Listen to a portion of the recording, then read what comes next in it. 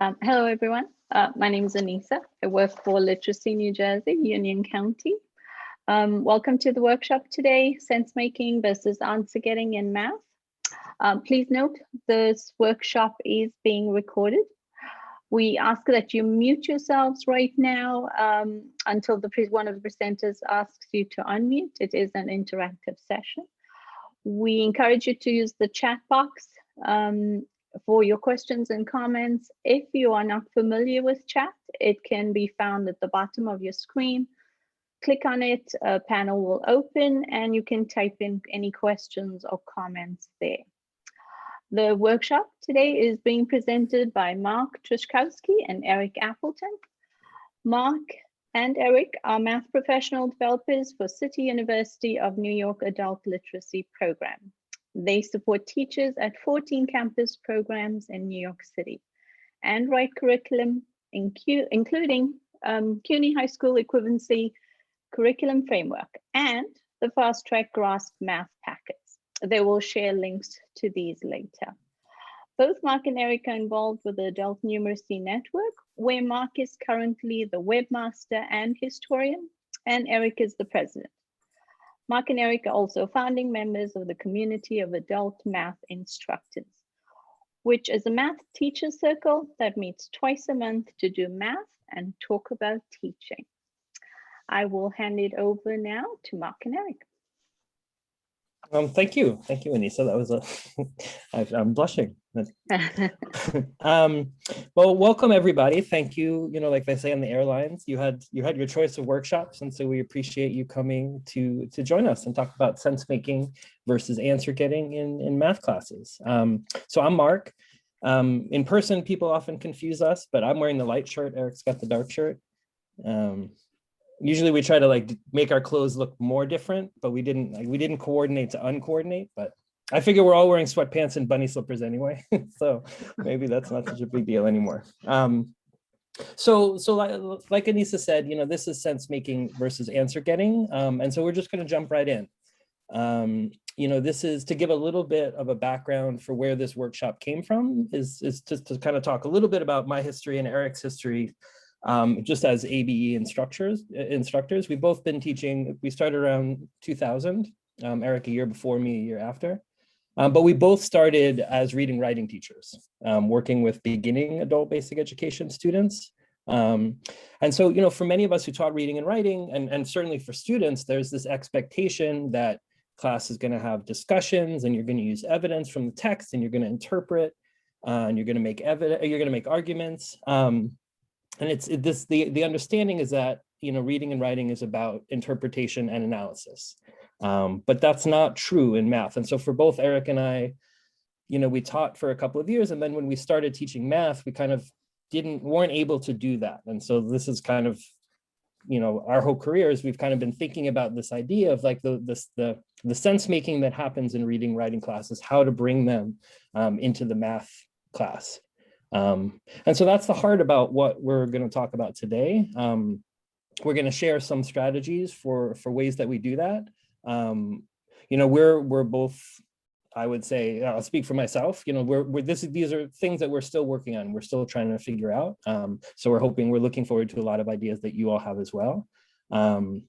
But the goal of today and of the activities and kind of the thing to keep us honest is, you know, we're presenting activities that we think can help refocus our classes on sense making instead of just getting the right answer, which isn't to say we don't want our students to get the right answer, but not at the expense of them knowing what they're doing. So that's kind of the thrust of what we're going to be talking about today. So Mark, I'm sorry, quick interruption. Just a reminder, did Mark say that you might want to have a piece of paper and pencil handy? Oh no, I didn't. Thank you for reminding me. So if you need this would be a great moment, because there'll be plenty of things for you to do on the screen, but also if you want to run and get a piece of paper, this would be a good time to do it. We'll also be interacting a lot through the chat, and there'll be other ways that we will communicate, but it's nice to be able to have these papers so you can think through some things on your own. Sure.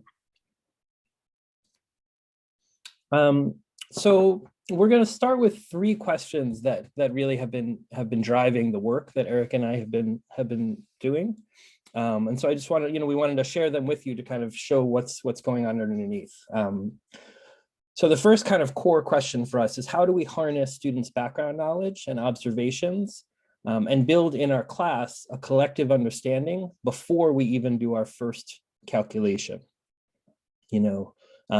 Students often miss that connection between life and school math. And so they don't bring their problem solving and the math that they know, they check it at the door. It's like there's an invisible membrane in the classroom door, and the stuff that they do stays outside.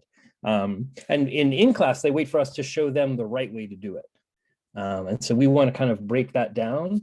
And we know there are lots of different ways to solve math problems. And we know our students have background knowledge and intelligence and a lot of things that they can use and call upon in math, and they don't. I saw several of you nodding your head, but that had been our experience, that our students, just what they know isn't math. So the second question, how do we promote close reading of mathematical texts, not tests, text and situations?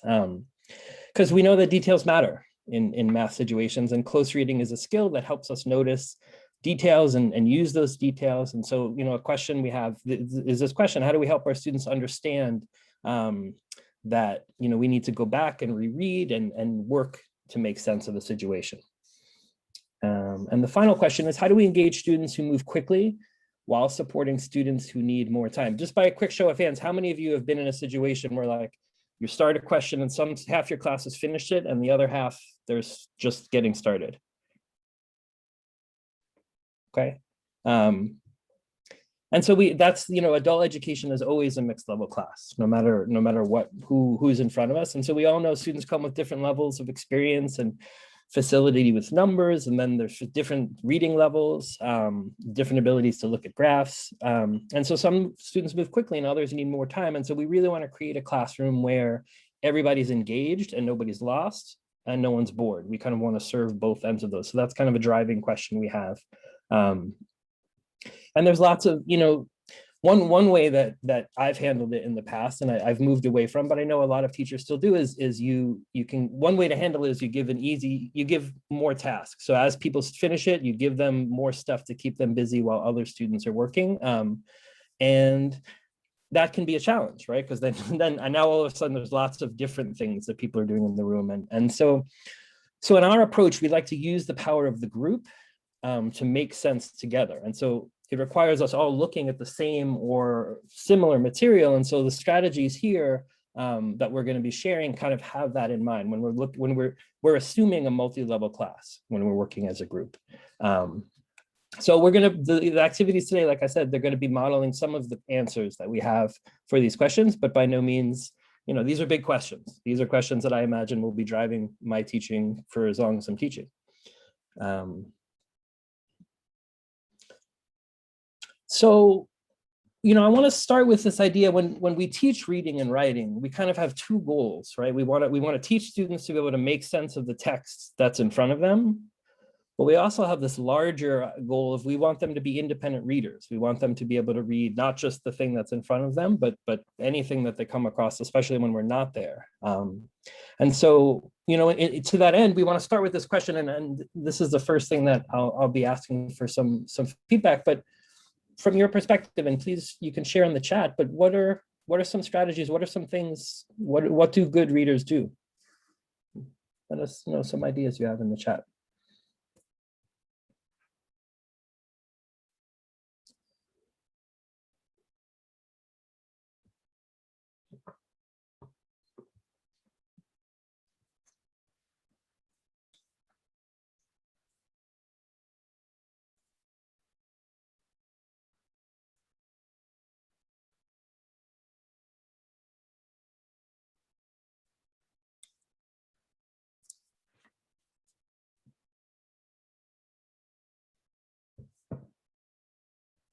Seeing reread, read slowly enough to comprehend, highlight items, be able to skim, identify main ideas.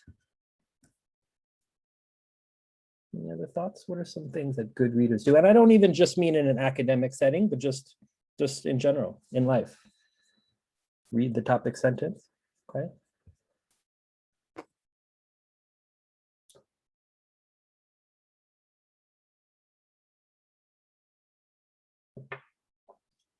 Yes, read a lot. The more you read, the more you get this. Reading is like swimming. You can't just pontificate about how to do it, but you actually just have to get in the pool. Interesting. Think about the purpose of the author, that there was someone who had a goal on the other end. Okay. So I'm gonna keep going. If you have ideas, please continue to share. But there's obviously no right answer to this question. So what I'm gonna share now is this is a list that Eric and I developed with our colleague Kate Brandt, who focuses on ELA, the English and English language part of the work that we do. Eric and I focus on math and science, as Anissa said. So this was just a working list that she had at her disposal.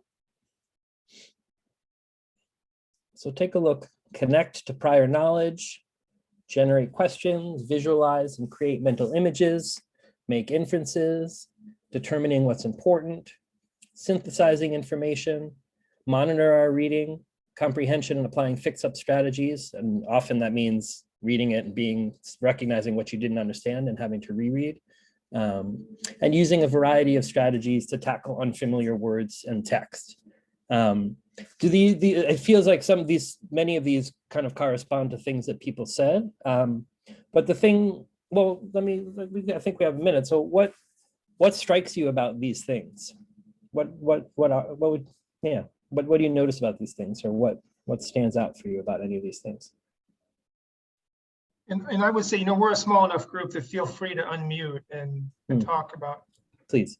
What you're thinking as well. I think these are really much higher level things that people do. They're sort of related to the things we all answered, but ours are much more concrete and practical.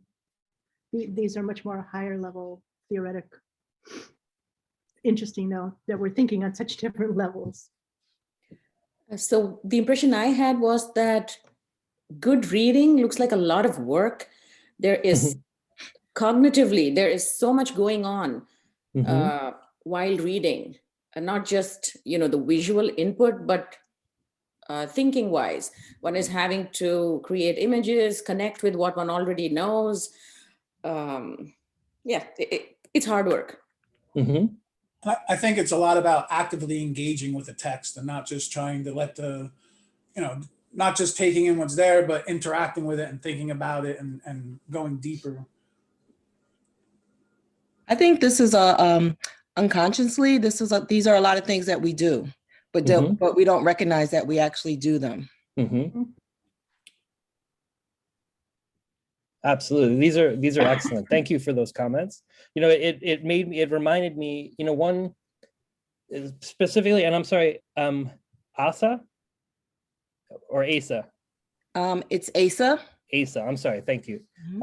To speak to Asa's point, I remember I did an activity that it blew my mind as well as the minds of my students, but I did something called a think aloud, where I read a text out loud to my students. And I did I said out loud the things that I usually just think, which is kind of that active process, like, what does that mean? And going back and reading the headings and kind of all of that stuff. And students were so blown away, because for students, and if you've been in a classroom and you have students, often to them, what reading means is just passing, like if your eyes go over the words and you go from the beginning to the end, you've read it. Right. And they don't always have. And so so to them, it's like magic, like, oh, how did you get that? How did you understand all of these things? And when they heard me do all the, like, how much work it is, and I apologize, I didn't catch who said that. But that it's so active that it takes so much work that it's often hidden, right? And we don't see it. But it is all of these things that we do to make sense. And to the point, and I appreciate, Amy, your point, like, we had to fit the ideas on a slide. And sometimes when you try to be, sometimes when I try to be concise, I kind of maybe use words, but the things like, I have an 8-year-old daughter, and she's certainly not talking about it in these terms, but thinking about those ideas. Right. It's we're interacting, like someone said, an author, like we're having a conversation with the page and the person at the other end of that. And so those are all of the things that good readers do, but what's the equivalent of that in math? Right, and so I want to take a minute and think about what's the equivalent of these things in math, and I want to pose another question, which is, what do good math problem solvers do? And so take a moment in the chat and let us know just what ideas you have about that.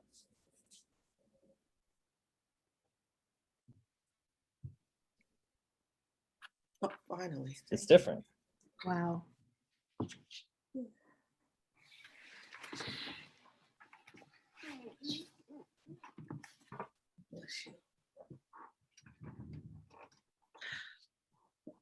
I think a lot of math problem solver for me is actually visualize the space that a lot of the math question defines. I don't even know how to describe that. But I definitely see in my mind what a math problem is describing. So creating a visualization is something that you do as a good math problem solver. Good.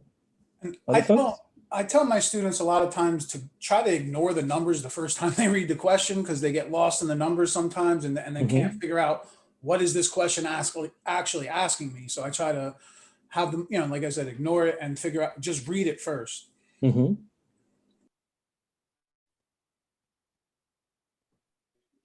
in math, you typically have a set of formulas or rules to follow in order to solve the problem. So when you encounter a problem, the way to approach it might be to identify what type of template or formula to use in that specific situation and then apply it.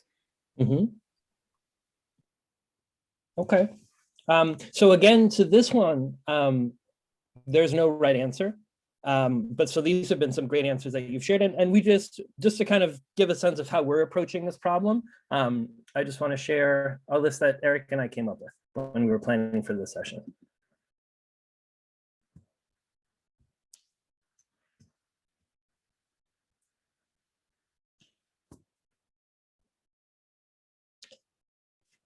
Which is all to say, for us, it's the same. It's the same list. I mean, one change that we would add is I would not replace words or text, but I would add problems and situations.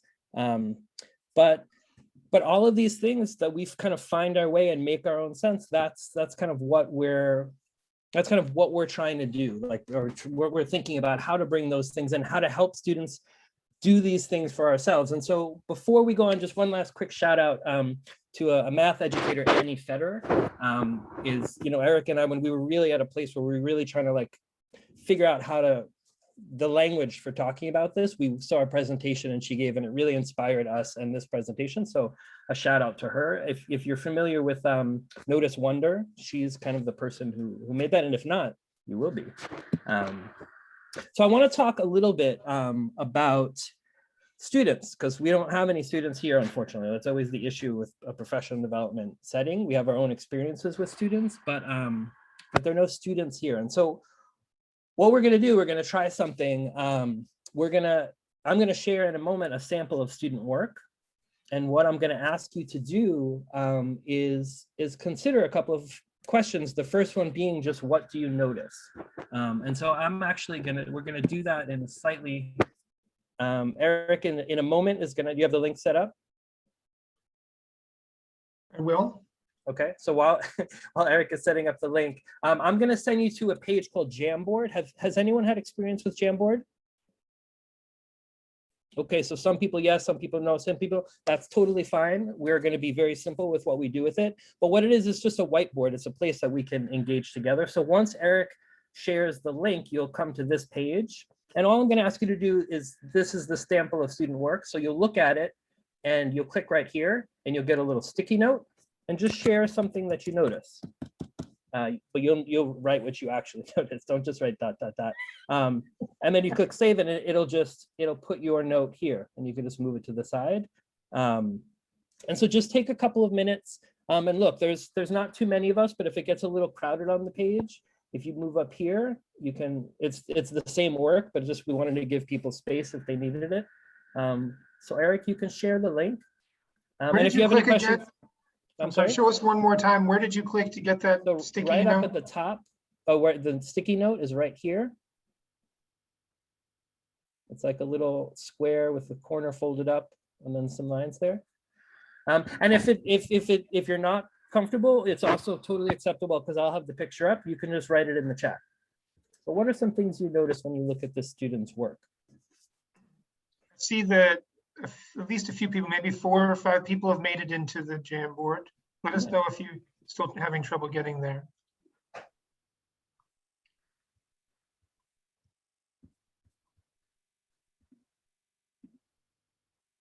Oh, where'd you go?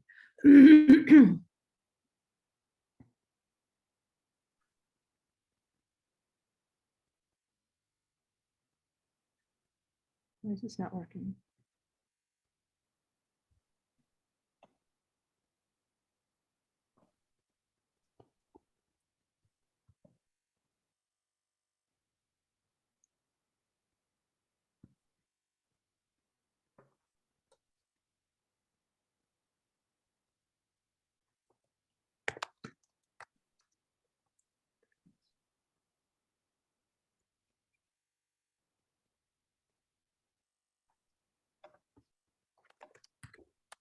Ooh, nice, our first notice. Thank you.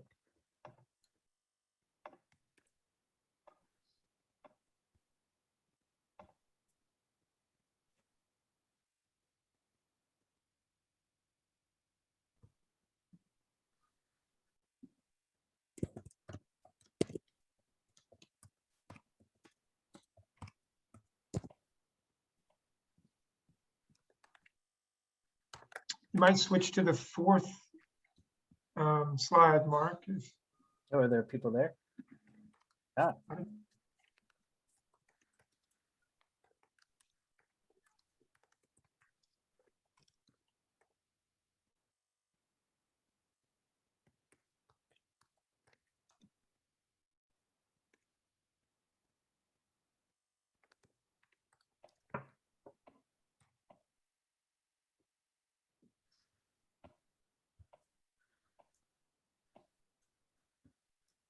These are great. Looks like we might all be able to fit on the 4th slide.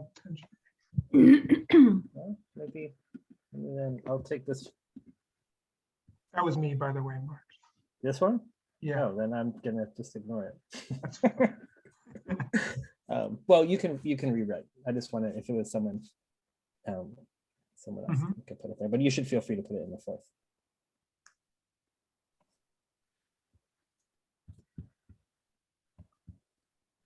So if you've already finished your notice, you might just reread, or you might read over what other folks have said.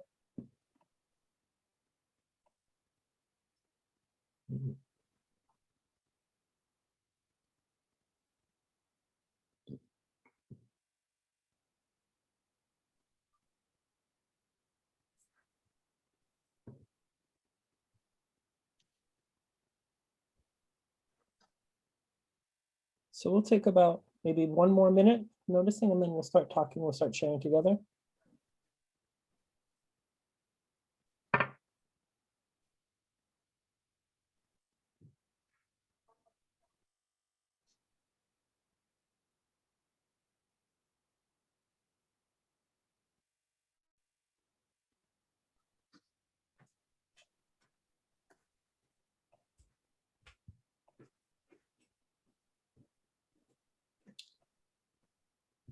And so when I said 1 minute, I meant 45 seconds or however long it was. But it seems like we've gotten to a good place. These are excellent observations. And I just wanted to, this is just to I don't remember if I said this, but this is an actual sample of actual student work that I've had hanging over my desk for the past 15 years because it taught me a lot about myself and my teaching and my student. But this was something that was generated in my class. And the first thing I noticed, and we'll look at the ones that are there, but the first thing I noticed is just how much work there's more writing that the student did than there is in the actual problem. So she did a lot of work here.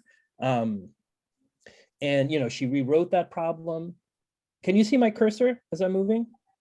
Yeah, okay, so she rewrote the problem. She put the important details here. She restated the question. Somebody commented here, she checked all of her work. Look at that.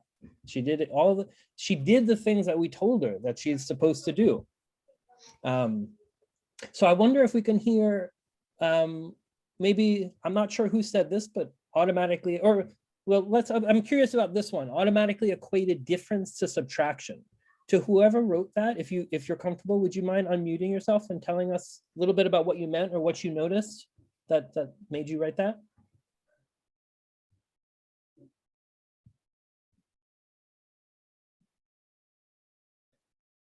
No need to be shy.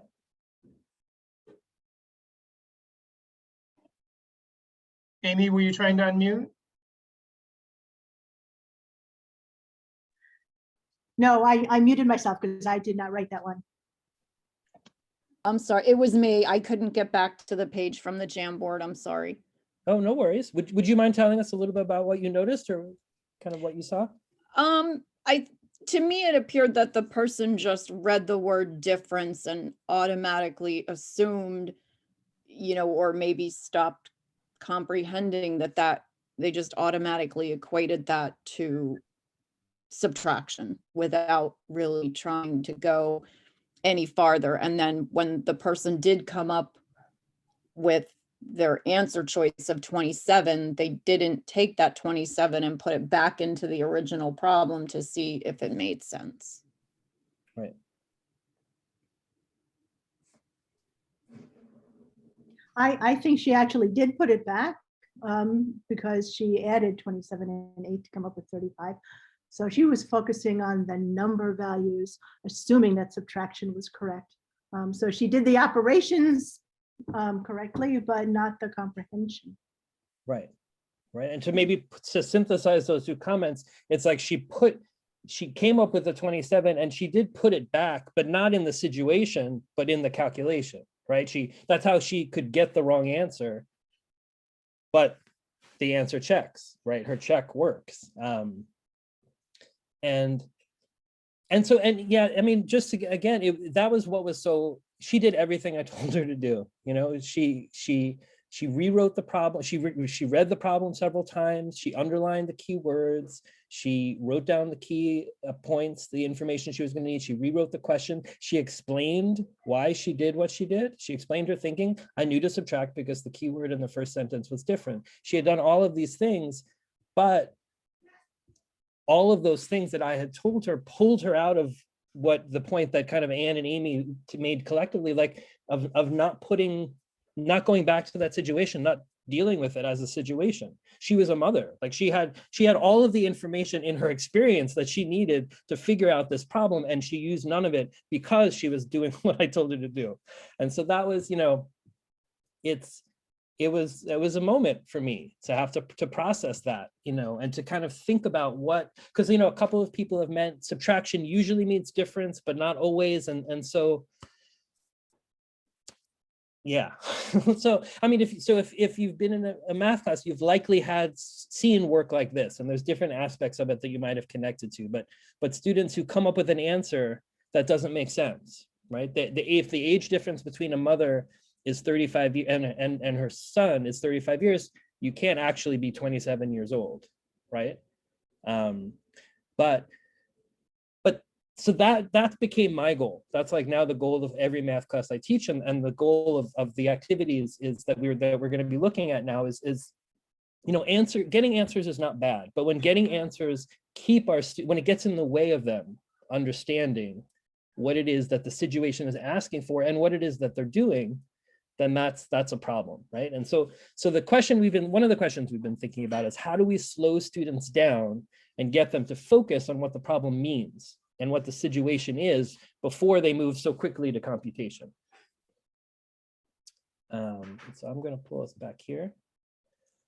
And so as I said in the beginning, kind of one of the things that we're introducing is a frame for that Eric and I both use for teaching reading, that we want to use to teach math, and we think it's a helpful frame and a structure, so we wanted to share with you. And so in reading class, when when we're reading a text, there are things we do before we read the text, right? To help bring up useful information, background information, help students kind of think about, bring into their working memory what they might know about something, to generate questions, to activate their curiosity about something. Those are all the things that we do before reading, pre-reading activities. And then during activities, they're the things we do to stay active. We might teach our students, to underline, we put questions on the side, just different things to monitor our own understanding as we're reading. And then there's the after reading, right? All the activities that we do, we reflect on it, we add perspectives, we read other texts, and sometimes we talk about what is it that we did, how did we make sense, right? So it's kind of the things we do before the text, the things we do as we're reading to stay active and engaged, and then the things that we do after.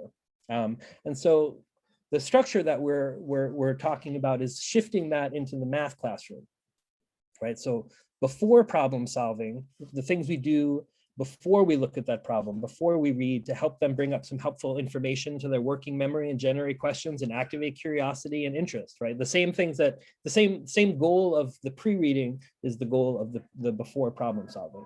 And the during problem solving and after problem solving. So the activities we're going to do today are broken up into this structure. And the first one we're going to start with is before problem solving. And I'm going to turn it over to Eric to model some activities within that.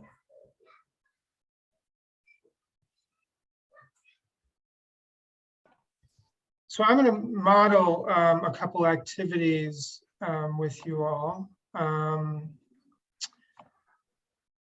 Give me one moment while I share my screen. So during this time, I'm going to ask you to be students. It doesn't mean you have to pretend to be students, but please be yourself. But for the moment, we're not really going to be talking about teaching exactly. I'm going to model a few activities quickly and ask you to respond to what I'm showing you. These are all before problem solving. We think of them as before problem solving activities. We're going to go through a few of them quickly. The first one to look at is the poll that you responded to when you entered the session. We're in a virtual environment, so we used a poll for this question, but the question is, how much did you get paid per hour at your first job? So in the chat, if you could point out some of the things that you notice. What stands out to you when you look at this data? What does this data tell you about the group of people who are here today? What's interesting to you? These are the sorts of things that you can put in the chat. Maybe start with I notice and then tell us what you notice. I'll give you a minute here to respond.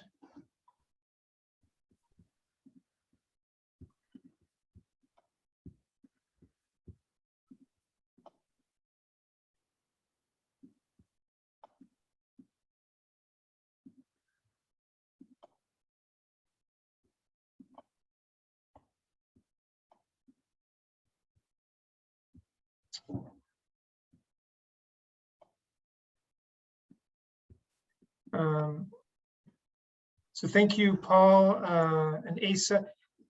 When you write what you notice, if you could, as maybe a follow-up, tell us what you see that makes you say that. So Paul, you said it looks like a normal distribution. What do you see that makes you say that? If you could respond. I'm not sure. Do you want me to type it or say it? If you could type it, if it feels like reasonable, if you feel like you have more to say than is reasonable to type, then go ahead and tell us verbally. Well, I'm not a great typist, but it just looks like a peak. You know, one or two people on either end and most of the people in the middle. What do you see when you say one or two people on either end? Give us an example. On the high end and the low end. On the high end, I'm seeing 8+. I see. You're saying is that one of them? $8 Yes, plus that. right. I'm turning it 180 degrees, so it looks like I don't know if normal distribution is the right way to put that, but you know, where most of the people are in the middle, and then you get standard deviation kind of thing. I don't know if that's, but that's kind of how I see it, except of course for the $4 to $6 range. So you're saying you're seeing more in the middle and fewer on the edges. Yes. Okay. But I think it corresponds to our ages, which is my next comment. That's my guess anyway. And that's just from, you know, that the minimum wage was less. I'm 75 and I made in that, I got in late and I made in that lowest group in my first job. Thank you, Paul. Thank you. Asa, maybe could you tell us a little bit about what you noticed? You said the different ages as well.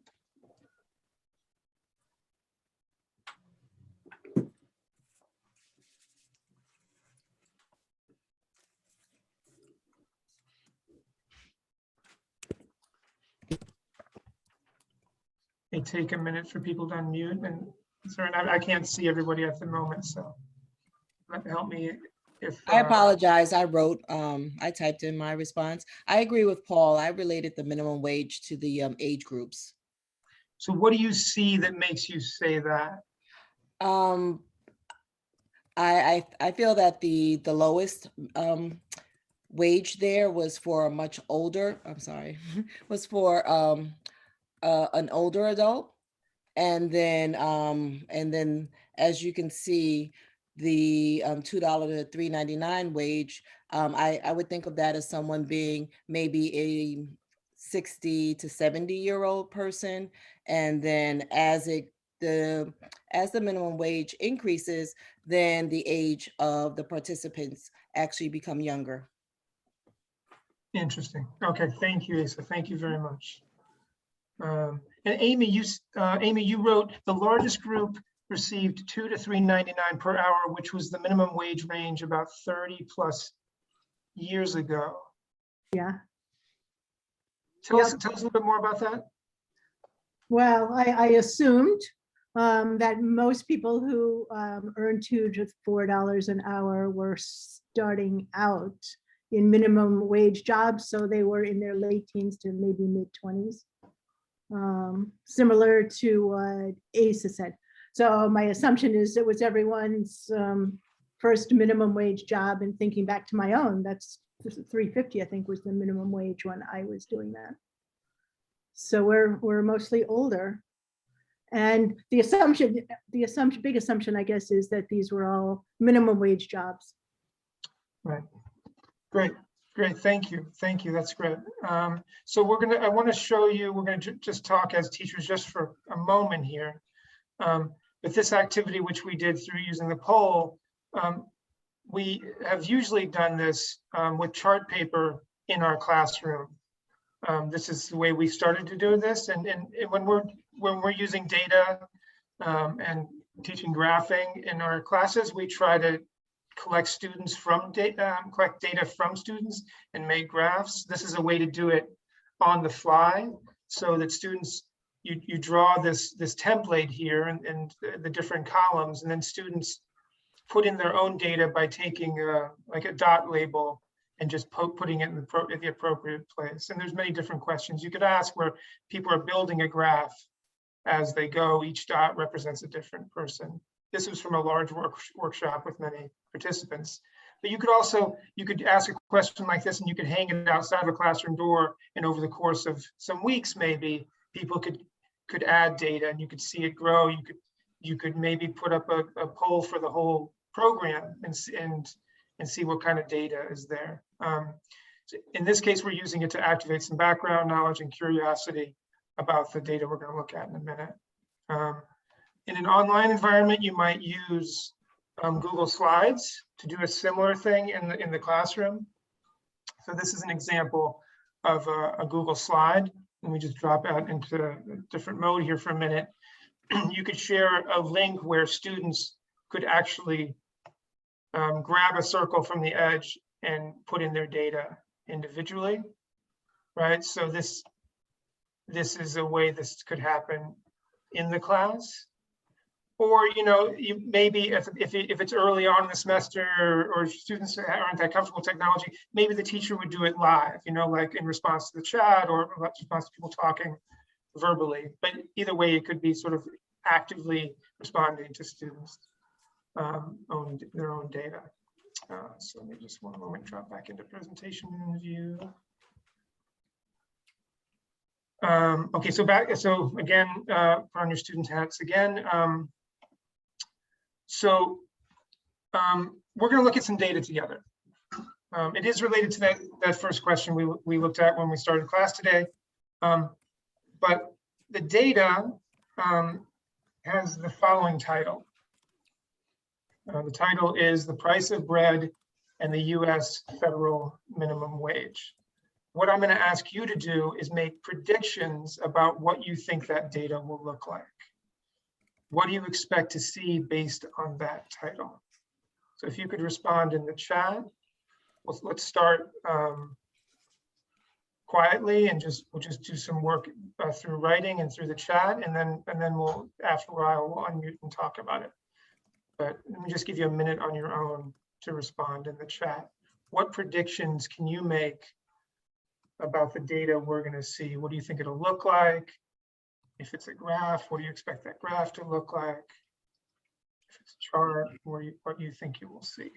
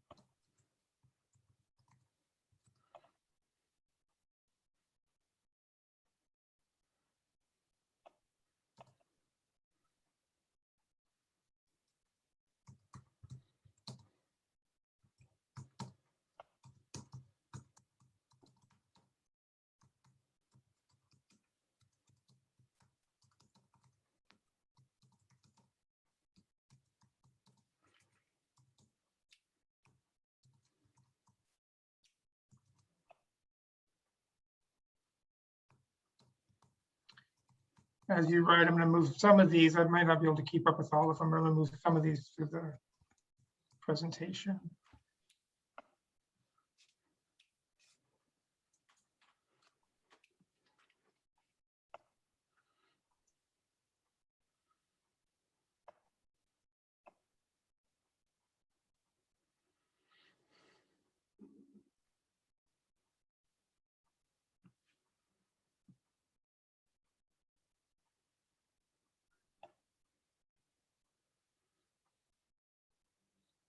Thank you, Mark.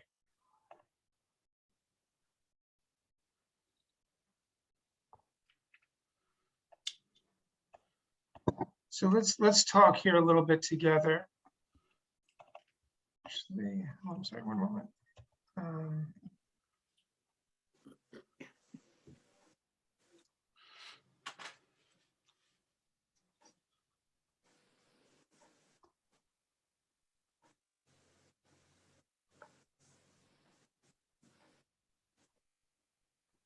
Okay, so this is wow, some really detailed predictions here. I'm impressed, and I want to know how you know all this already. So let's talk. Let's see here. Joshua, you said that you think the bread will go up faster. Would you mind unmuting and tell us a little bit about that? Just that, if we put both of them on a coordinate plane and graphed it out, the bread's going to increase a lot faster, going to have a higher slope. Okay, thank you. And so, and what would you say about the minimum wage? What do you expect to see there? Well, like somebody else said, it's the minimum. It's going to go up with a jagged line, just because the increases are going to be higher at one point in time. It takes longer for them to increase the minimum wage, but bread maybe in a month it'll go up 5 cents, and the minimum wage it'll take 10, 20 years to go up $2 or something. So, you know, it'll just be a lot spikier. Got it. Great. Asa, no, I'm sorry, Patricia, you said the price of bread would be 50% of the federal minimum wage. Tell us what you mean by that.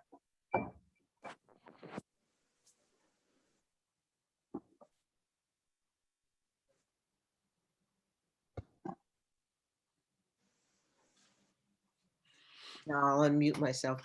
If the minimum wage, you say $7 and you go to the store and you get a loaf of bread and it's $3.50, which is a killer. That's what I meant. Right, so you're bringing a lot of background knowledge here. I don't know, well, so the federal minimum wage, is the federal minimum wage, is that $7? You're just saying, for example? For example, I'm not sure what it is. Got it. And then a price of bread could be around $3.50. It depends what kind of bread you're buying. Right? Yeah. Got it. Thank you. Just in the interest of time, we'll move forward, but you can see how we can have a lot of discussion around this. People are bringing background knowledge to bear, talking about what the graph might look like, talking a little bit about their own experiences with either the price of bread or the minimum wage. So let's see, I'm going to go back to my presentation.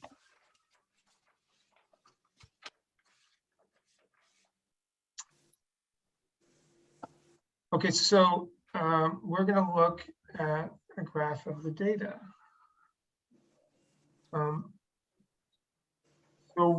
Again, we're sort of the similar questions each time. The question here is, what do you notice? And again, we'll take a minute or two for you to actually, this time I'd ask you to hold off on writing anything in the chat just yet. So just for a moment, look at the data on your own and maybe make a few comments on a piece of paper, or if you want it to, a reminder to yourself. But let's wait a minute before we put anything in the chat, and I'll let you know when to write in the chat. So just for now, look at the data and think about what you notice.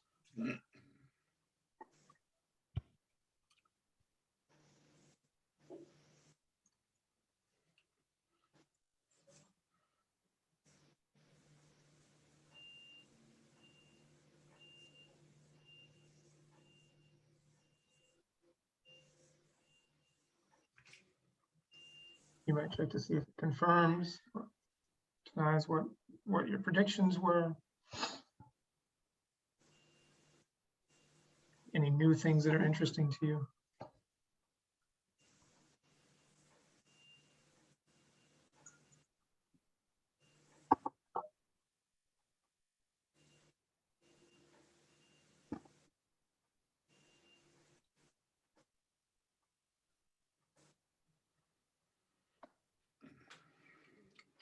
Okay, when you're ready, start to write what you notice about this chart,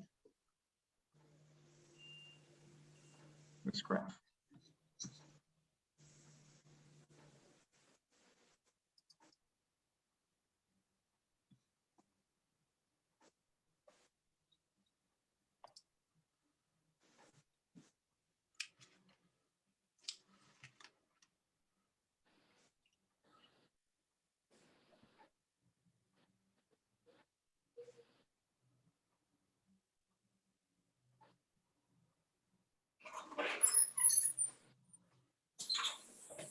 Right, Amy's pointing out there are no labels, no scale. What are we looking at here? Good question.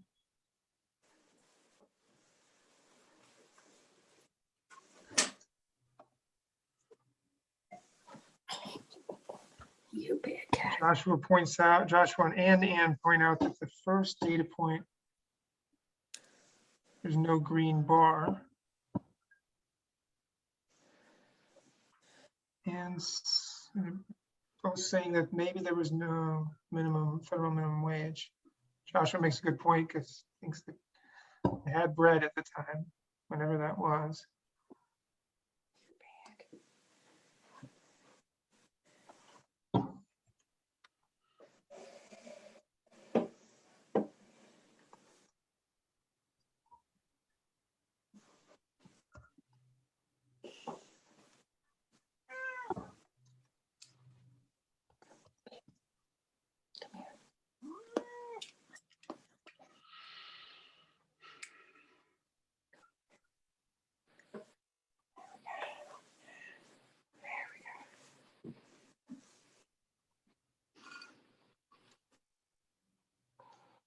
If you haven't had a chance, scroll back and see what other people have written and share another thing that you notice of your own.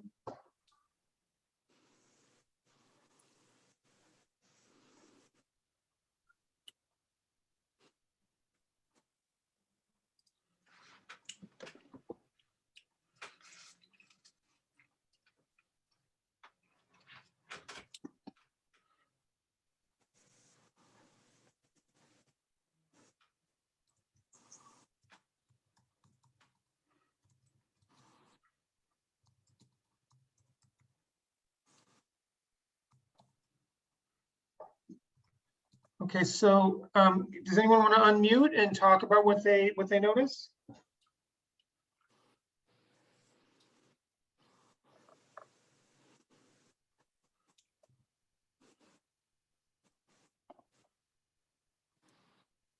I'm sorry, go ahead.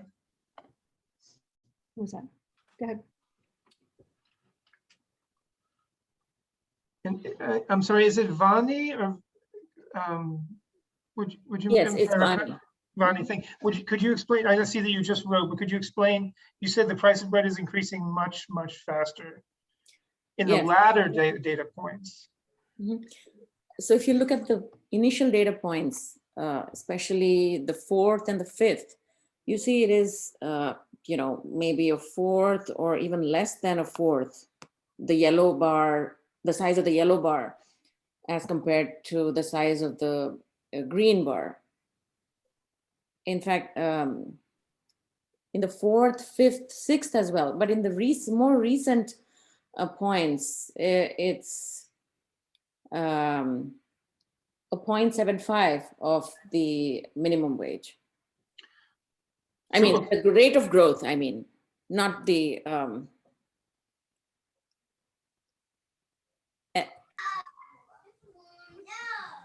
no, sorry, I meant if the green bar is 0.75, the Right. the yellow bar is 3 and the green bar is 4. Tell us again, are you talking about the final data points or the second or less? Which ones are you talking about? So the difference is growing. And then let me see if are you talking about this difference here? Yes. So when you say the difference, you're saying like the green bar, how much higher it is than the yellow bar? Mm-hmm. So it is much higher in the earlier points. The difference is much more in the, let's say, the 4th and the 5th as compared to the yellow. When you compare the difference, or you compare the height of the green bar to the yellow bar. Yes. And tell us a little bit about some of the numbers you were talking about. You said a 4th, is that what you said? No, while I wrote it out, I meant to say the difference of the green and the yellow bar compared with the yellow bar, but I just wrote green and yellow. I meant to say the yellow compared with the difference between the yellow and the green. Can someone else put what Vani's saying in their own words? I think I could do that. I think I can. If we go from the not the last one, but the 3rd to last one, and look at just the green bar, and if we count the black bar, the little black bars going across as 1 each, right? So we're up about almost a 4. So you're saying this is the column, correct? Exactly. Yep. And it's almost at the 4th black bar. Are you saying the heavy black bar? You're saying 1, 2, 3, 4. Is that correct? It's almost to the 4th one. Is that what you're saying? Exactly. Got it.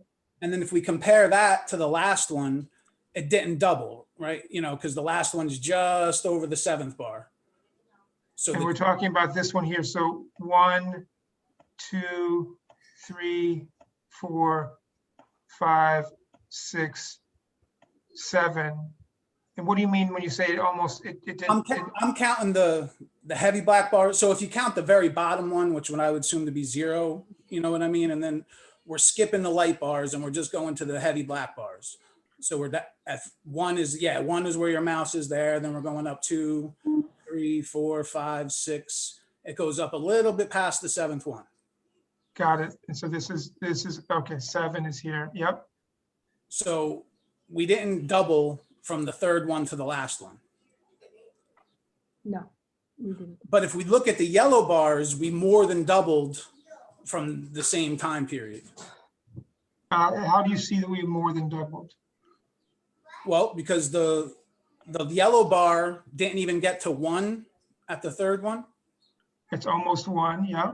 And now by the last one, it's already up to 3. So it tripled, it more than tripled. Oh, Vani, is that similar to what you were saying?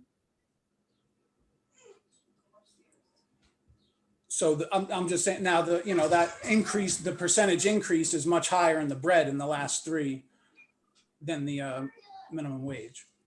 Okay. So, Yeah. but no, Mhm. I'm sorry, go ahead. As a Vani. proportion, the yellow seems to be a bigger portion of the green bar with time. Especially if you look at the middle of the graph, you find that the yellow is a much smaller portion.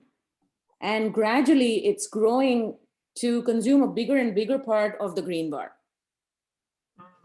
That's a really lovely statement you just made. I wonder if you could write that into the chat for us. What you just said. I think that's a really nice summary. Patricia's asking, are we assuming the yellow bar is bread and the green bar is minimum wage?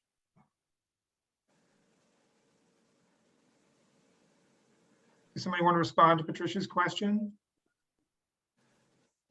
well, I think a lot of people are. I think it's dangerous to make assumptions in the absence of real information, which we don't have here. Because what Vanny said was really good, but also looking at the green, the rate of increase of that is faster than the rate of increase of the yellow, whatever those are. I'm saying as a teacher, you would want to have all of these things labeled. Of course. You presented them to your students Mm-hmm. so they could deduce whatever is going on. Yeah, or say why they can't. Right, yeah, yeah. The only reason I would make the assumption that the yellow is the bread is because as far as I know, bread's been on sale for a long, long time. And at a certain point, we did not have a minimum wage. So the very first data point, we see yellow, but we don't see green. So I figured there was bread in stores. We probably didn't have a minimum wage yet. Mm-hmm. Is there any other information that would tell you which is bread and which is minimum wage? Any other way that you could, any other evidence? I'm not a teacher. I'm actually a coach within the program. So I'm taking this class because my student is actually taking a math class because he wants to increase his skills. So I thought this would be a great start for me to understand how the teachers teach and relate to the students. Mm-hmm. But if I was the student, and this is why I didn't respond to the question, because as Amy said, there's not enough information to provide some sort of response because you don't know what you're looking at. There's a title there and then there's just bars and that's it. Right. So I haven't given you all the information may be necessary to be super conclusive about what we're looking at, but people have brought a lot of information that it's conjecture at this point. It may not be true, but there's some hypotheses, there's some evidence for why it might be true. Let me give you some more data here so we can. Actually, Eric, can I just say one thing before Please. you do? Because I just wanted to go back and highlight something Amy said, which is, like Eric, you just said, like there's some evidence and some ideas about which one of these bars might correspond to which of those two pieces of information. But in spite of that, Amy said what I heard Amy to say is that we can still recognize the relationship between the yellow bar and the green bar, and all of the things we've said don't really hinge upon, you know, which one is which is definitely an open question. We definitely have not given you that information, but there's still been a lot of observations, both about the relationship of the green from one end of the graph to the other, and then also the relationship between each of them together. So I just wanted to just to kind of, it struck me when Amy said that it struck me. So I just wanted to share that. So now, and I know people have wanted it, right? For some, there's a little bit of frustration in a way that I wasn't giving you all the information. So now you have a little bit more information, and we can confirm some things that may be true, maybe others might not be, but you have more data now, you have more information. So you'll notice, well, I don't need to point out what you'll notice here. So take a minute to see whether, to see what the predictions you've made, the things you've noticed, see if they correspond with the actual data you're seeing now with the additional information that you have.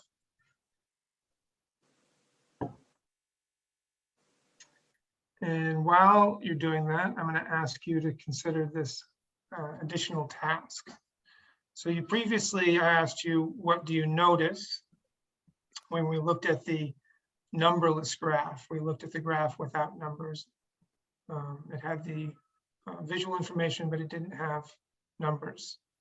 I've now given you some of the numbers and additional data. I'm going to ask you in the chat to write some true statements based on the data in the graph. So what true statement can you write that is backed up by evidence in the graph? So whenever you're ready, you can start to write those true statements in the chat. We'll talk about them in a minute, but I'm not going to discuss them yet. So if you write one true statement, maybe think about another one you could write. You can read, there's a few examples here. Joshua and Amy and Anne, and then maybe it gives you ideas about a true statement you could write.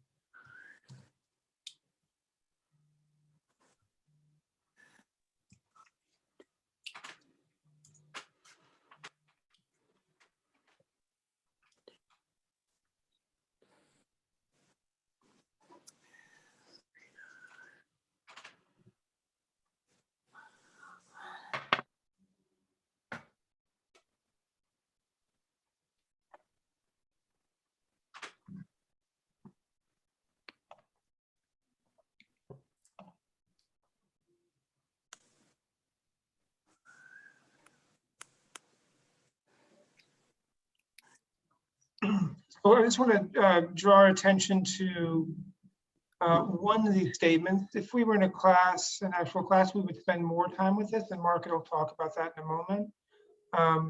But I want to put one of these statements on the screen. I'm hoping you'll see it. Let me know. Do you all see? Whoops.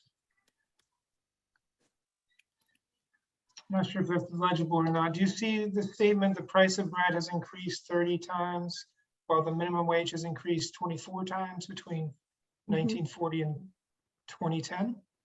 Mhm. Eric, we can see it. Can you move it like so it's between the $7 and the $6? Because it kind of the $6 line cuts it. Yeah, that's perfect. I wish I could put a background on it, but maybe I could change the colors. That helps. I can't. All right. So this is Paul's statement. And I'm wondering if anybody other than Paul, no offense, Paul, but if anyone other than Paul can tell us why you think that statement is true and give us some evidence from the graph. So the price of bread has increased 30 times while the minimum wage has increased 24 times between 1940 and 2010. Well, the bread in 1930 was 10 cents.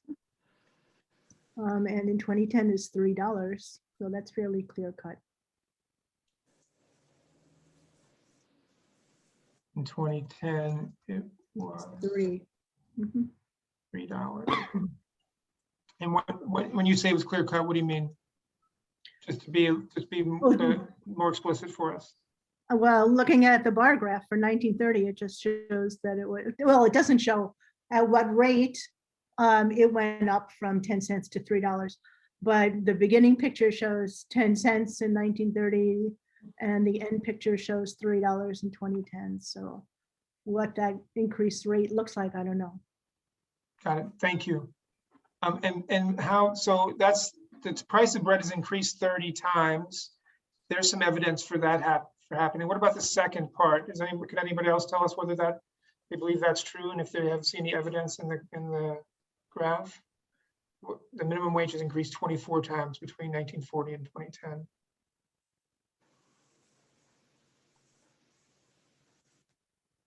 I mean, if we look at the price of the minimum wage in 1940 were 10, 20, 30 cents. And minimum wage in 2010 was 7, 10, 20. So the 30 times 24 is going to give us the 720. I'm sorry, could you say that for us one more time? I'm sorry, I just need to catch up with what you're saying. Say it one more time. Yep. The price of the minimum wage in 1940 was like 30 cents. So if we multiply that by 24, that's going to give us our outcome in 2010 at the 725 or 730, whatever it is.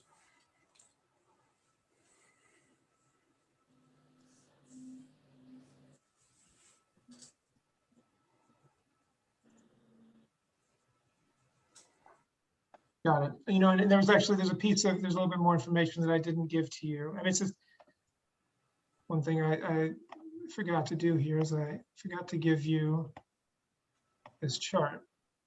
I apologize for that. So this chart here is the same data, but it's in a table form. And you'll have a chance to come back to this. We're going to show you the same information again. So I'm going to move on and let Mark talk about true statements, and then we'll come back to this data again.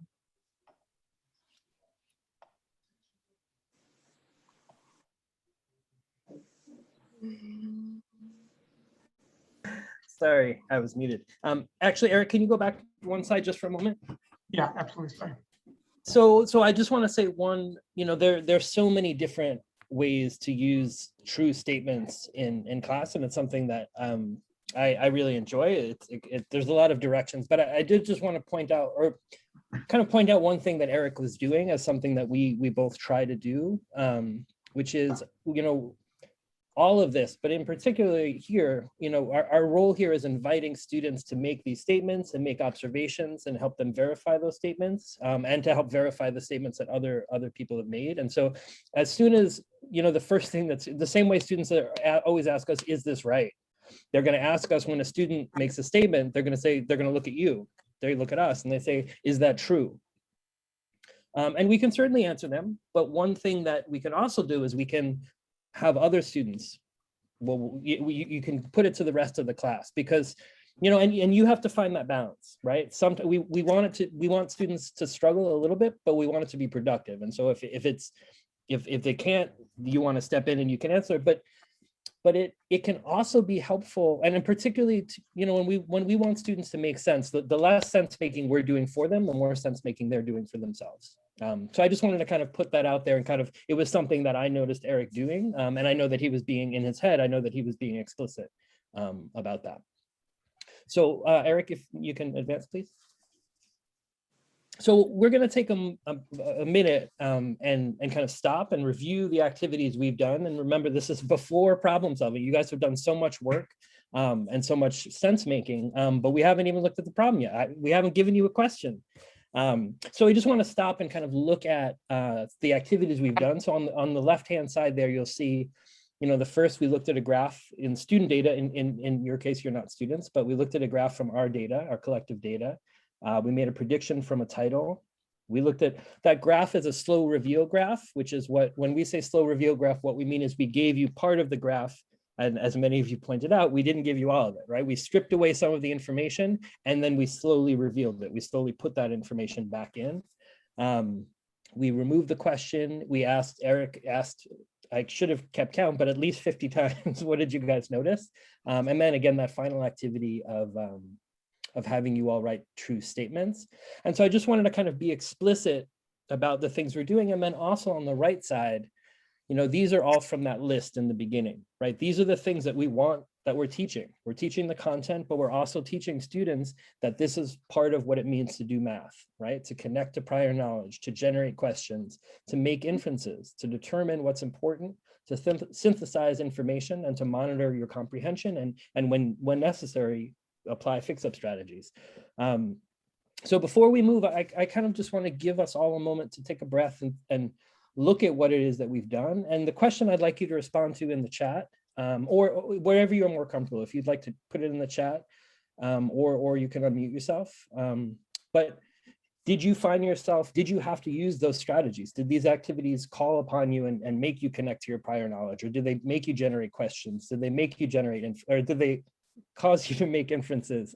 Just all of those things. I'm just curious about, because that's our goal, right? Our goal is to have activities that would make you do these things, force you to do these things. And so I guess I'm asking, how'd we do? Did you do those things? So yeah, so if you can put it, maybe if you're gonna speak, let's give everybody just maybe 10 seconds just to think about it. I'll stop talking, and then we'll share either in the chat or talking.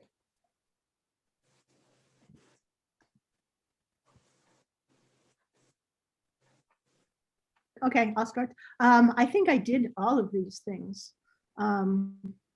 First, I think this is really fascinating. I could listen to this for hours. But second, I'm sort of thinking how we could apply this to ESL students who will make completely different cultural inferences and generate completely different cultural questions. So we have to do a lot of sort of cultural balancing. Oh, my battery's low. Before we can get to that point, before we would come to anywhere near the same questions or thoughts about something like that bar graph. But I find it fascinating, but I think I use all of these strategies in doing these exercises. Awesome, thank you. I'm actually really excited about that comment. Yeah. Well, about all comments, but one thing that I kind of, something that I don't know anything about and I'm learning about is particularly math in an ESL classroom. Because what interests me about it is, as opposed to a math classroom where students often come with the idea that there's just one right way to do it and you just tell me how to do it and I repeat it, like the goal of an ESL class from students' perspective is just to talk, like to be able to communicate and share ideas. And so I have found ESL students to be so much more, in some ways, receptive to all of these things because they just want to talk, And so I'm happy to hear you making that connection, because that's something just personally that I'm trying to figure out myself. So I appreciate that. Yeah, it's kind of like, ooh, yeah, interesting. How about other folks? And you can, I'm sorry if I didn't say, but you should feel free to write in the chat, but is there maybe one or two other people want to share? Did you or did you not find that these activities caused you to lean on these strategies or use these strategies?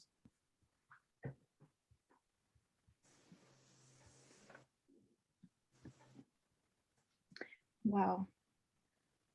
Can I say one more thing while people are not answering? Sure. I actually started thinking about this question, not in these words, because your strategies here are so much more precise and put together than my random thinking. About 2 years ago, when one of my students asked me if I could help her with some questions, she was studying with her son, preparing for the, I forget which standardized tests for second graders. I don't remember. And it was math problems about baseball. And they had just moved here from India. And there was so much strategic stuff that they needed to understand before they could get to the numbers part at all. And I thought, wow, that just needs a whole other set of conversations. They didn't have the same prior knowledge. They didn't have the same kind of cultural inference capabilities that is assumed in those questions.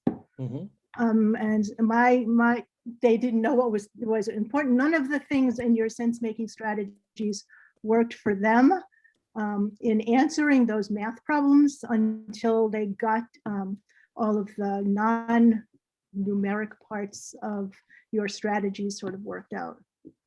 And I found that kind of mind-blowing on a standardized test. Thank you.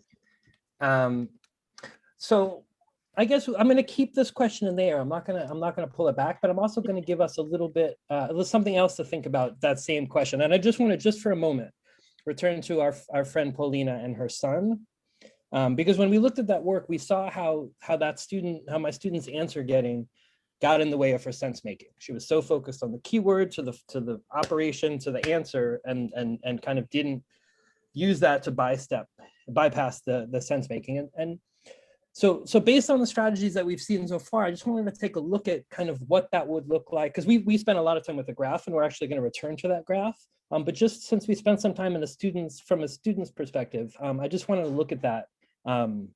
So what could we do with this problem to kind of help my students to stop that, to give her pause? And so I just wanted to pose a couple of suggestions. That one kind of simple step that had a big impact for me is this: just pulling off the question, and instead of giving her what's on the left, giving our student what's on the right. Right? Just the statement, there is a 35-year age difference between Paulina and her son. And because for me, there's no question, so you can't jump to the answer. All you can do is kind of sit with that and say, okay, so there's a 35-year age difference between Paulina and her son. So if you don't ask a question, then what do you do? And so we've kind of, there's a lot of answers to this, and I'm sure that you'll be able to take your own kind of reaction and response to some of the activities, but I just wanted to look at a couple of really quick things. So there's a 35-year age difference between Paulina and her son. And the thing that, like, I might have mentioned this before, but the thing that really struck me is the woman whose work we looked at was an actual mother with actual children, and just didn't even think about that, didn't even think about the age difference between her and her son, and kind of that aspect. And so one thing is, what do you notice? What do you wonder? So Right? could one rephrase the question to say, Paulina is 35 years older than her son? And then if her son is 8, how old is Paulina? Sure, absolutely. I would say that Paulina has to be at least 35, right? I mean, if her son was just born, she has to be 35 years old. So the smallest answer you can give is 35. So, and those are things that students say. When I've done this, like, students say all of those things. They say, oh, well, Paulina, or what they'll often say is Paulina was 35 years old when her son was born, right? Because they're thinking, how old that was I when, like, they're thinking about themselves. What do you wonder? Well, how old is her son? How old is Paulina, right? Those are some of the questions that come up. Why are we looking at this? Is another question that comes up, which is fine. That's all part of it. Another phrase that I often like, and this one happened to me by accident. I was writing a question on the board, and then someone from the office called me out, and I left, and I came back, and students were like they were like hard at work on their problem. And I looked at the board, and I hadn't actually finished it. And so I hadn't actually written the question. I had just written, I remember the scenarios, but students were like hard at work, and they were doing, And so I decided to let them go. And then we started to go over and I was like, okay, so what answers did you get? And people had answers that were all over the place. And I said, okay, what question were you answering? And students were answering different questions because they had gotten so used to a particular kind of question that they just filled it in. It wasn't there, but they were answering. The thing that it made me do is what I'm going to suggest right now is another really rich question to ask when you give a statement like there's a 35-year age difference between Paulina and her son, is just to ask, okay, so that's the situation. We've had some conversation about what that situation means. So what are some math questions we could ask? And students come up with all different kinds of things. If Paulina was born in 1975, how old is her son? Or if and they just come up with all of these different things. And the third and final one is just kind of the one that Eric did, but just to put it in the context of this, what are some true statements you can write about their ages? And I just wanted to put that all out there because, I just wanted to make kind of one more point before we move to the next phase, which is the during problem solving. But a lot of times, before problem solving, I think gets misunderstood or misheard, or, it's just part of by me. And so I just kind of want to be explicit about it. I was like, that's not the real math. This is the stuff we do before we do the real math. And I just want to point out that you end up doing more math. You have all done so much math just looking at that graph.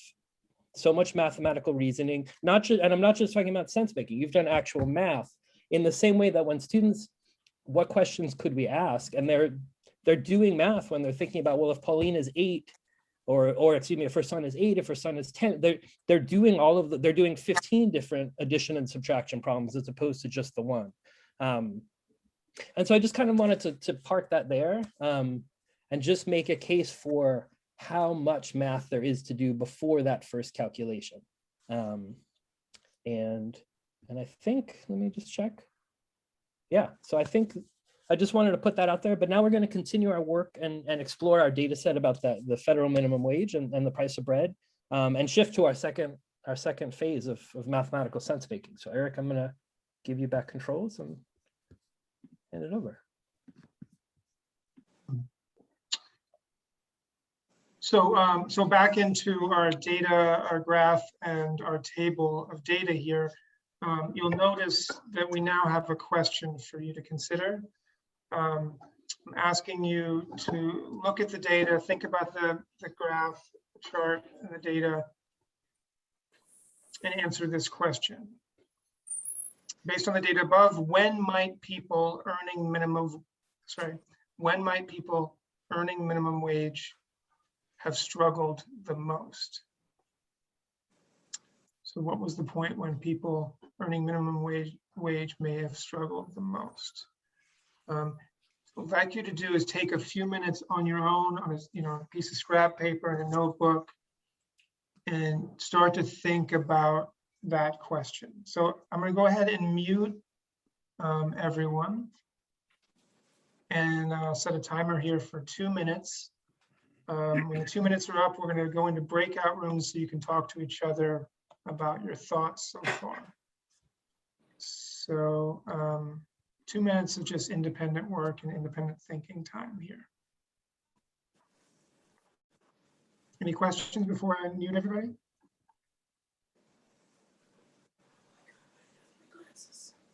Okay, so take some notes on your own and think about the question, and then we'll share in a little bit.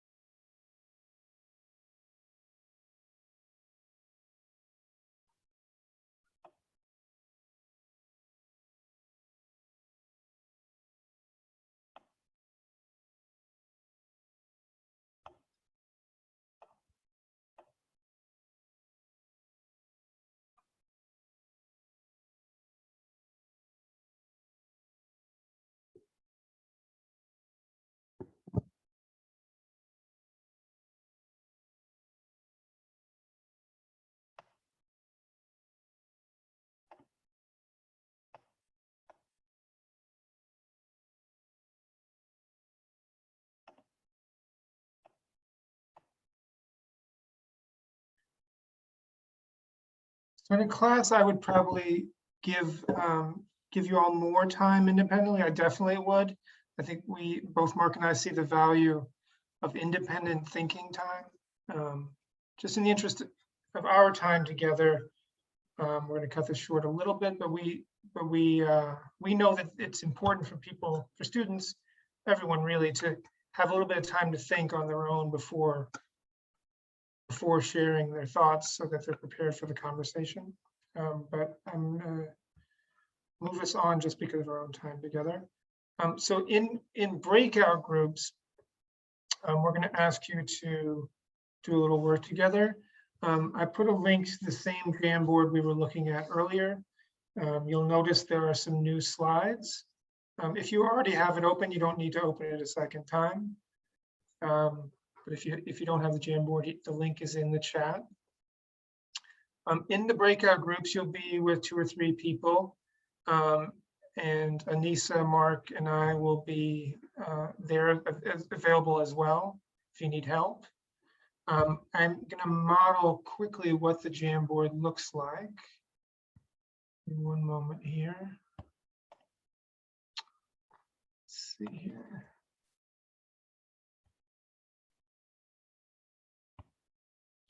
There we go. So I'm struggling with my screen a little bit. So you'll notice here we put notes on the student work, but there, if you go to the top here, you can move between the different frames or slides, and you'll see that there are new slides, places for you to do some work together. And so what we'll ask you to do is, with your group, to find one of these empty slides. Here's the data, so you have it available, and talk to each other about that question. When might people earning minimum wage have struggled the most? And do some work to show your thinking. You can use the sticky notes or the text box. So these tools on the left side, you might write, I think that, so you could put some text in here. You can also use a pen, and you might do some calculations. $3. I know for me, it's very hard to write with a trackpad, but maybe you have touch screen or something like that. It actually works pretty well on an iPad and a phone even, but you can do a little writing as well. And so we'll let you work on that. Now, one thing to point out, we need at least one person in every breakout room to share their screen. Not everyone needs to, only one person. And not everyone needs to get to the Jamboard necessarily, but you can have more than one person in the Jamboard working at a time. And so we'll just let you figure that out. But at least one person in the room should share their screen so everybody can see what you're working on together. And if there aren't any questions, I'm going to go ahead and open the room. You're gonna have about 10 minutes together before we come back to see what you've done together. Any questions before we go? Okay, here we go.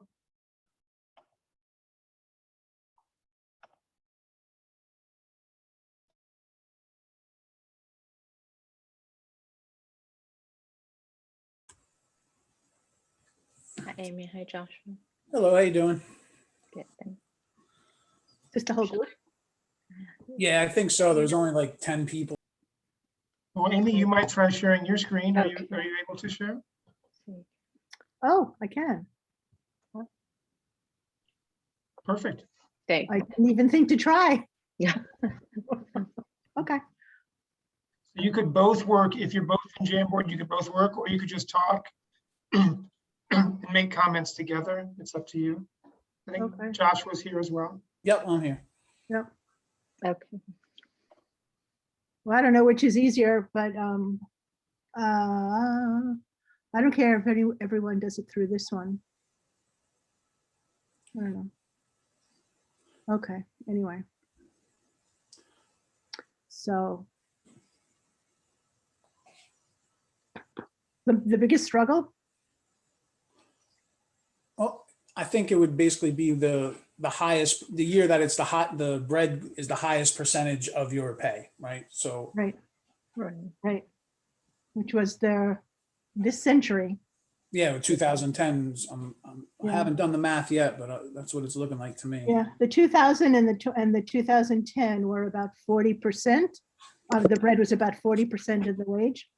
Mhm. But the other thing I just thought of as we were breaking out was that in 1930 there was no federal minimum wage. So who knows? That might have been an easy purchase back then, or that might have been a good chunk of someone's daily pay. Right, but the question says Yep. people earning minimum wage. So that, because I thought that same exact thing at first. I'm like, well, No, that's true. So we have to eliminate 1930 then, right? yeah. Mhm. Okay.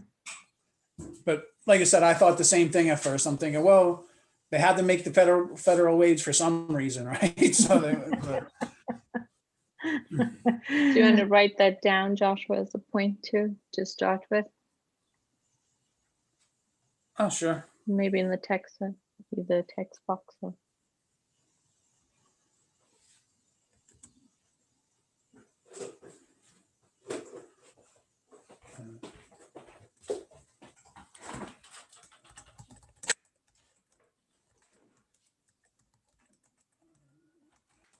So I am sharing this, but I'm not sure if how I give access to someone else to annotate this. Oh, I see. Because Joshua, if you're writing it on your own version, aren't you? Yeah, I was just putting it in the chat, and then Oh, I in the see. chat. share Okay. it, when they say to share it, I was just going to hit enter. Oh, okay.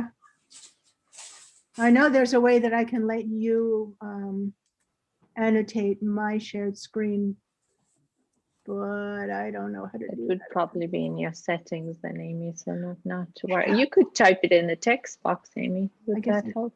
I guess I could. Well, There's the text box, yeah. So Yeah. there you go. Or just copy Woo. and paste it, chat. back. There you go. But Joshua just typed it in the chat, he said. Okay. I just erased it, but I could type. I'm a quick typer, though. I could type it back in real quick. Or you can dictate, you can tell me and I can put it in here because I'm not sure what the best way to do this is either. That we figured the people there must have been a reason why they made the minimum wage. So people were probably struggling the most in 1930, especially Great Depression and everything, right? Oh my gosh. I'll fix this up in a minute.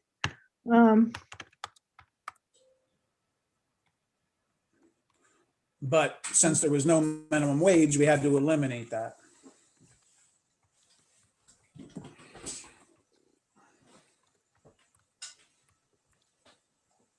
Wow. I'm going to fix this. There must have been a reason why they made the minimum wage. So probably people. So people were probably. Come on. Where is autocorrect when you actually want it?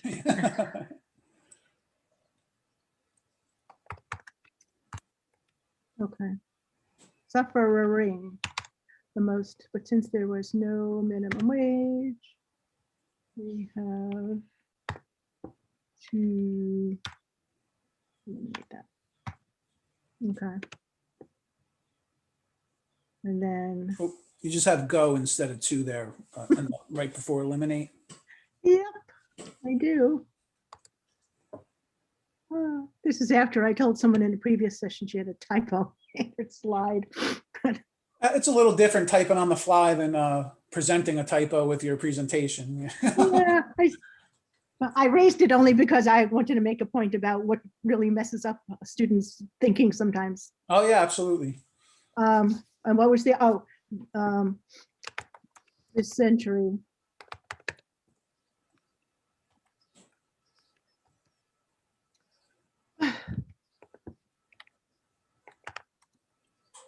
All right, I'll just fix this afterwards. Bread prices or minimum wage. So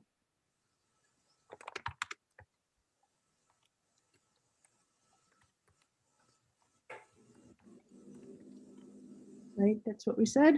Yep, perfect. Mhm. Okay.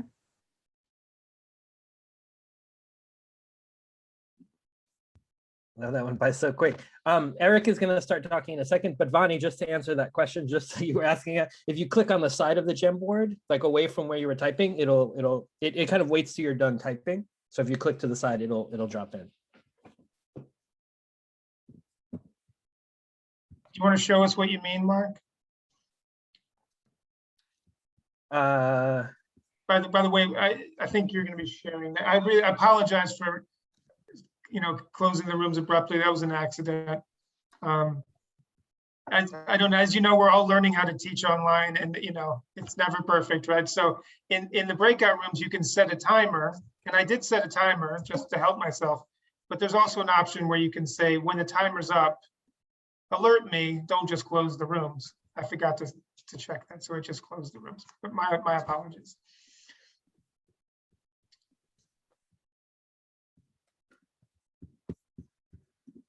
I think what we're going to do here, I think I'm passing this to you, Mark. Is that true?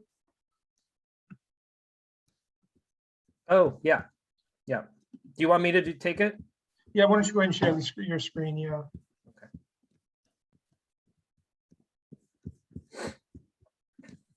While Mark's getting ready, I just want to say, that we have examples of the types of activities we are recommending that you might consider for before reading or before problem solving, during problem solving, and after problem solving. Just based on time, we know that we're not going to be able to show you all of them. They're all available in our presentation. We'll give you links to all of the materials we're sharing today, and we'll do some quick overviews. But we end up using more time for the before reading activities, which we actually both believe are the most important ones, because it's preparing students to do some deeper thinking about the math they're engaging with, activating background knowledge, people's experience, bringing their own lives into the room, all that stuff. So we spent a lot of time together working on that, and I think it's okay. Our timing wasn't quite what we expected, but that's fine. So we had good, valuable time. So I'll pass it back to Mark. But which isn't to say that we're done. We got plenty. We're not done. But so I just want to say one thing, because I see everybody's face really close to the camera, and I could tell because you're looking at the images on the slide. The images on the slide are for a couple of different problems. But what I wanted to, so we're going to do an activity called the gallery walk. And it's something that what you're seeing images of, or when we do it in real life, but or online is real life, but when we do it face to face. But so I just kind of wanted to give a frame for, if one of the things that kind of contributes to students being so focused on answer getting is that's usually the end, right? You get the answer to the problem and you're done. And so a lot of sense making happens after. And so we use gallery walk as one of the ways to kind of, there's the answer, but the learning doesn't stop just because you have the answer. There's a lot more that we can learn. There's a lot more we can take away. And so we spend a lot of time after the problem continuing to work on the problem. And gallery walks are one of the things that we do when we're doing that. It's one way that we stop, and what it basically is if we were face-to-face, students would be working on a poster. You all were not face-to-face, and you all were working on a Jamboard screen.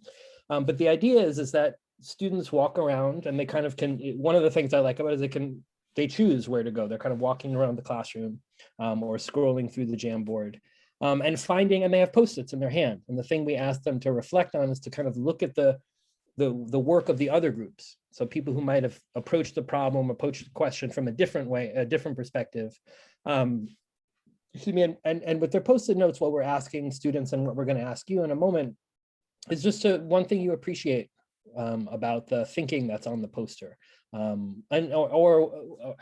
what's one question you have. So what's something you appreciate about the work that you see, and what's one question that you have for the person. And so that's basically how gallery walks go, because there's a lot of questions that come up, because when students kind of are in different sides of the room, there are often very different strategies that come out for how they approach the problem. And so we want there's value in that. I think just in recognizing that that's true and that math isn't just about one way, but it's about finding your own way. There's value in that, but then there's also the actual math and actual strategies. So there's so much learning that can happen, and we're going to get just a little taste of what a gallery walk might be like. And so I think, Eric, I'm handing it back to you.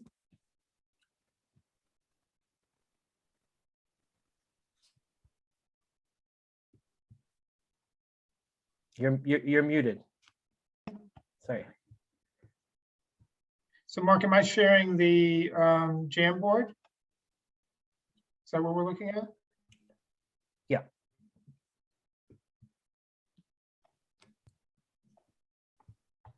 So if we're in, so what I'd like you to do now is to go back in the Jamboard, if you're able to get over there, and we'll post the link again. And ask you to consider two questions, or what the task is to do two things, which is to look for things you want to appreciate, and then questions you want to ask. And so I'll model that real quickly. So here, let's see, if we look at the slides here, we've got 3 different slides that have the response from the different groups. Now, we gave you very little time, but everyone has a beginning idea, right? So I'll start here, and I'd say, let's see here, 2000, 2010, people would have struggled the most. People in the 40s would have struggled less. The price of bread was 1/3 of the federal minimum wage. In 2000, the price of bread was around 50% of the federal minimum wage. And so I'm going to grab a Post-it and ask a question.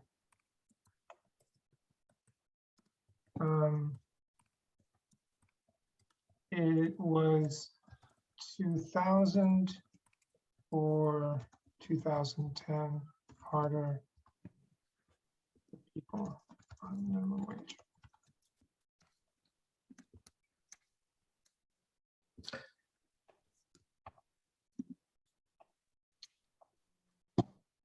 So what I'm going to ask you to do now is do the same thing, right? One thing you appreciate, one question you have, and you can go between the different slides. Let us know if you need help navigating around.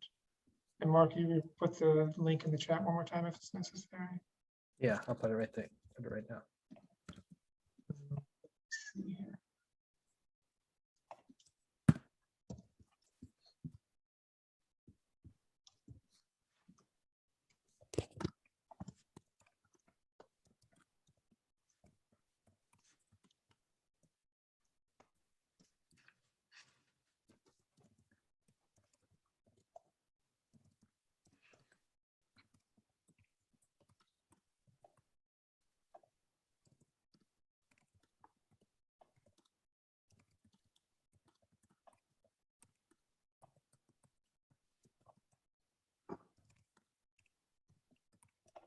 Anyone have questions about how to navigate?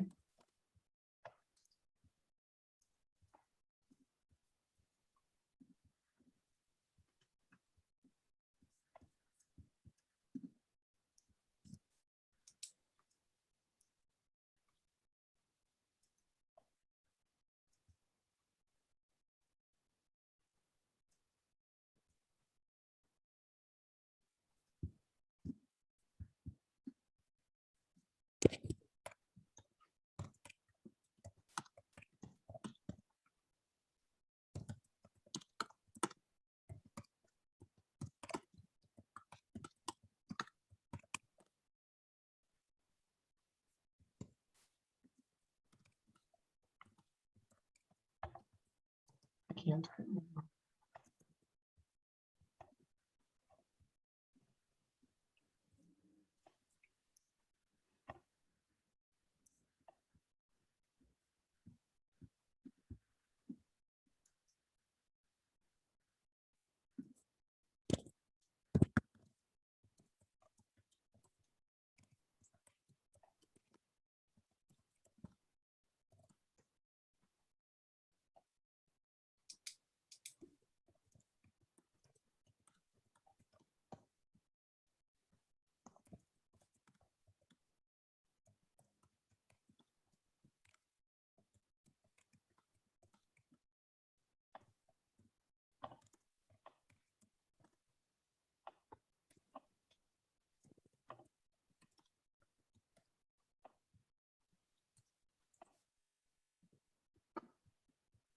Mark, I think because of time, we with less than 10 minutes, we're going to have to move forward.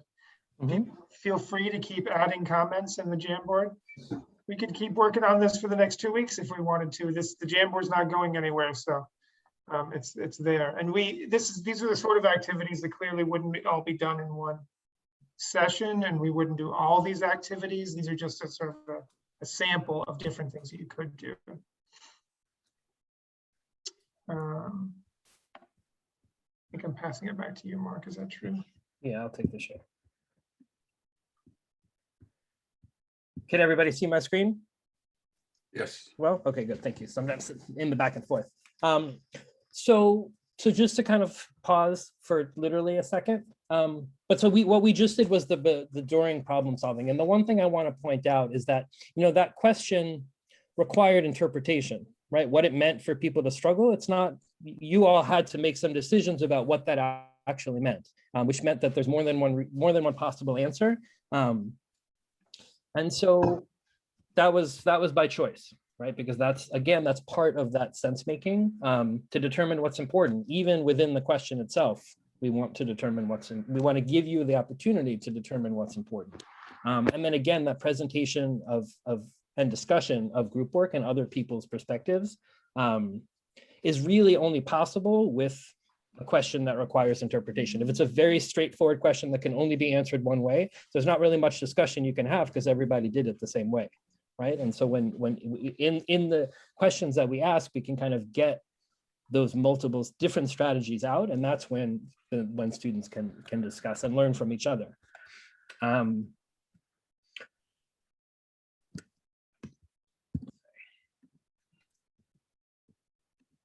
So like Eric said, for the after problem solving, we're not going to have time. Often in class, we run out of time. And so this often becomes a homework assignment.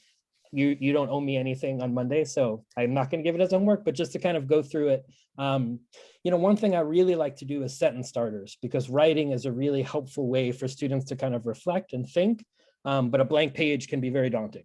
And so we can kind of just get students used to the ability. And so if you feel like in the chat, you can respond to these and use these sentence starters, but I'm really just want to model them. One thing I did to make sense of this graph was blank. I would like to show this graph to blank because, and so the idea here, I like to give students a choice. One of these is reflecting on the actual process of sense making. Like one thing I did to help me make sense of this graph is kind of making sure that students are thinking about their own process. And the other one is, especially with graphs, but for other problems as well, there's context. Numbers have meaning and their context, and to think about them and how they connect to their lives outside. So I usually give a choice of two. We're going to share. We have a whole list right now. This is a series of. I have a lot, but I don't. It's too. You all went like this, right? Because there's so many here. So I wouldn't drop them all on students, but just this idea is just. And I'm sure you all have other sentence starters that you use in other contexts. So it's really the point is that giving students time to reflect on what they just did is I have found it to be incredibly valuable. Another thing that, when you open up into sense making, people are going to pull in their background knowledge. A lot of questions are going to come up, like Amy was talking about her students, and especially if they have an international context, they might not, all of that stuff will come up, and it's rich. Like one possible response would be like, I can't handle all of those things because I don't know all of the answers. And what we have found is that that's okay. If students ask great questions and you don't know the answer, that's great, because then you model what you do when you come up with questions that you don't know the answers to. And part of that is finding other resources and bringing that information back. Because I'll tell you, there's nothing from the perspective of a student. I asked a question, and then in our next class, we did a whole reading and everyone was, like that. There's a lot of power to that. And when you look, especially when you're looking at graphs and data, there's a lot more interesting context. So this is a reading. I've left it up so that you could skim it a little. But like I said, we're going to be sharing the full reading with you. And one kind of just last after problem solving is, here's an HSC style. And I say HSC, I mean, well, you're in Jersey, so you've got all three tests, so but often this is a type of question that is often our main focus in a lesson. And when we started working on this workshop, which was actually a lesson for students, when we first started it, this is where we started, right? And we kind of like went back and filled in that before, that during, and that after based on this. But I like going back at the end, like this is now part of the after problem solving. You've done all of this work, right? And now let's look at a test question, right? And kind of put all of the tools, all of the sense making that you've put. Someone said in the very beginning that you might, for one way that you might help students is to pull off the questions, right? And so that was one of the things we did. And so, or pull off the numbers, I'm sorry. But so now here are some numbers. Here's an actual problem. And it's kind of a nice way for them to see, oh, not only did I learn and feel for the first time that I'm like, I made sense and I contributed and all of that, but also it helped me with an actual test problem. And so I'm trying not to talk super fast, but so this is basically everything we did. This is the structure. So on the left side, those are the different from that first slide of what a good reader does and what a good problem solver. Those were our goals. That's what we wanted to our students, and in this case, you all, to force you to do, to give you activities that made you call upon these, even if you didn't know the words for them, right? You still had to do them. And then the 3 stages in the middle there, the before, during, and after, and then potential activities. And I want to emphasize the potential because you all are teachers that have so much expertise. There's so many, there's so many different ways, but it's really that structure. What are the things you can do beforehand to bring in your students? What are the things you can do during? What are the things you can do after? So the most important parts for me that I would want to leave you with are what's on the right side, what's on the left side and the middle, because you'll find your own ways to fill out those activities. Hopefully some of the ones we've shared will help, but there's certainly not the list. Those are just some potential. That's not an exhaustive list. We're still learning. And so I just wanted to put that there. And then, Eric, did you want to plug? Sure, quickly. Yeah. So both Mark and I are involved with the Adult Numeracy Network, and we encourage you to get involved as well. The Adult Numeracy Network is the professional organization for math teachers in adult education. And it's not just for math teachers, it's for anyone who teaches in adult literacy and ESOL, who's interested in math, who wants to learn more math, who wants to try teaching math. This organization has mentored us, and we now use it as a place to give back, but also to connect with teachers across the country. We now have close working relationships with math teachers all over the country. We share materials, we teach each other, we learn together, and we join you, and we encourage you to participate.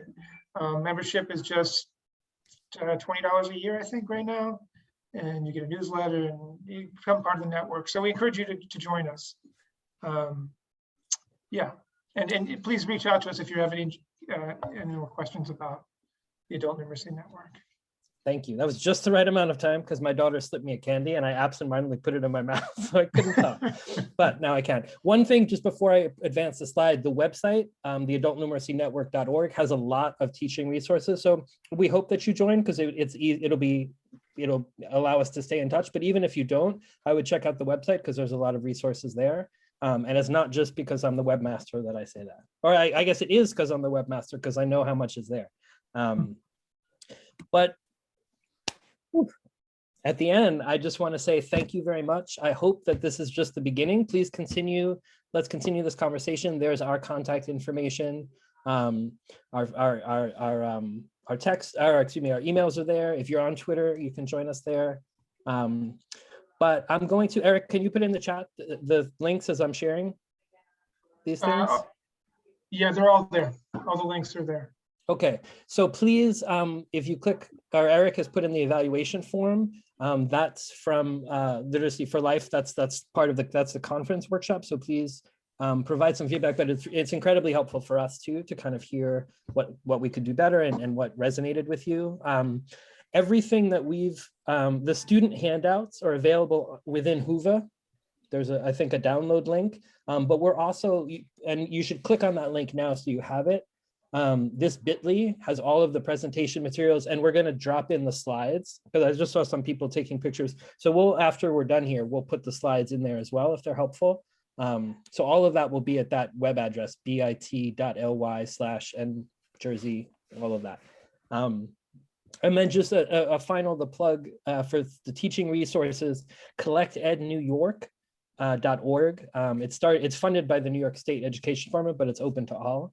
But that's a website that Eric and I manage, and it is filled with all teaching resources for all content. It's not just math, it's ESL, and it's everything. Again, there's the Adult Numeracy Network web address, just to have it there. And then also, just to plug, Eric and I also are part of a math teacher circle, which is the NYCCAMI, which stands for New York City Community of Adult Math Instructors. And basically what that is it's a place if you want to get together twice a month and do math with other math teachers who are teaching adults, please join us. It's fun. I learn a lot. My math education was, not as much as I wish it would have been. And so now it's kind of an opportunity to learn more math, but everybody's welcome.